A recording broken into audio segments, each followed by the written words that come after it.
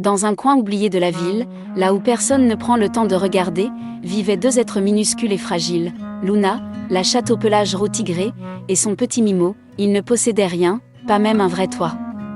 Pourtant, leur cœur battait d'un amour plus fort que la faim, plus grand que la peur. Dans l'indifférence du monde, Luna protégeait Mimo.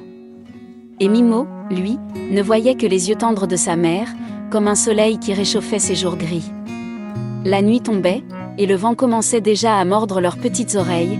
Luna savait qu'il fallait trouver un abri avant que le froid ne les prenne. Elle avançait, malgré ses coussinets usés et ses muscles endoloris par des nuits sans repos. À chaque bruit, elle tendait l'oreille, guettant le danger. Mimo, lui, avançait sans comprendre toute cette peur. Il faisait confiance à sa mère. Elle, c'était tout ce qu'il avait. Et pour Luna, Mimo était tout ce qui lui restait. Luna trouva enfin un vieux carton, posé là comme par hasard, qui devenait soudain un trésor. Elle y installa Mimo, le couvrit de son corps maigre, et le lécha tendrement. Le petit ferma les yeux, rassuré par la chaleur et l'odeur familière de sa maman. Dans ce coin humide et sombre, le carton devint un palais, et Luna, une reine prête à tout pour protéger son unique petit prince. Pour Mimo, tant qu'il y avait sa mère, le reste du monde pouvait bien disparaître. La nuit était plus froide que d'habitude. Le vent sifflait entre les murs, portant avec lui les odeurs d'ordures et de pluie. Luna restait éveillée, luttant contre le sommeil. Ses paupières étaient lourdes, mais elle se forçait à rester alerte. Tant qu'elle veillait, rien ne pouvait arriver à Mimo. Le petit dormait profondément, la confiance peinte sur son petit visage. Dans son cœur fatigué, Luna se répétait que demain serait peut-être meilleur. Mais la faim et l'épuisement pesaient plus lourd que l'espoir. Le matin finit par arriver, apportant avec lui une lumière grise et froide. Mimo ouvrit les yeux, comme chaque jour, chercha aussitôt ceux de sa mère. Mais cette fois, Luna ne bougea pas, il la poussa doucement du museau, miaula, plus fort, plus désespéré.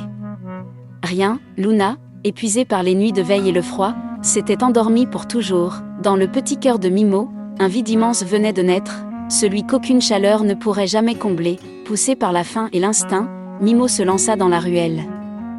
Le monde, sans sa mère, lui parut soudain plus grand, plus bruyant, plus cruel encore. Il chercha à manger, un morceau de pain dur, un reste de poisson déjà trop vieux, mais ce qu'il cherchait le plus, il ne pouvait plus le trouver. La chaleur d'un regard aimant, le réconfort d'un câlin, chaque bruit le faisait sursauter, et personne ne voyait ce petit chat perdu, dont le seul crime était d'être seul. Dans sa petite tête, les souvenirs revenaient, comme des éclats de lumière, les câlins sous la pluie, le ronron rassurant de Luna, la façon dont elle posait sa patte sur lui pour le protéger. Ces souvenirs étaient tout ce qu'il lui restait, et il s'y accrocha de toutes ses forces. Pour ne pas sombrer dans la peur et la faim, car même absente, l'amour de Luna brûlait encore dans le cœur de Mimo. Comme guidé par un instinct plus fort que tout, Mimo revint vers le carton, il s'y glissa et posa sa petite tête contre le flanc froid de sa maman. Il savait qu'elle ne le réchaufferait plus, qu'elle ne bougerait plus jamais. Mais là, contre elle, il retrouvait un peu de paix, et dans ce dernier câlin silencieux, il lui disait merci pour chaque nuit, chaque léchouille, chaque souffle partagé. Dans l'indifférence du monde, il reste parfois un amour si fort qu'il survit même à la mort. Mimo et Luna n'avaient rien, mais ils savaient l'un l'autre, et cela suffisait à rendre leurs jours un peu plus doux. Ne fermons jamais les yeux sur ceux qui ont besoin d'amour et de chaleur. Même les plus petits cœurs portent une tendresse plus grande que la misère qui les entoure.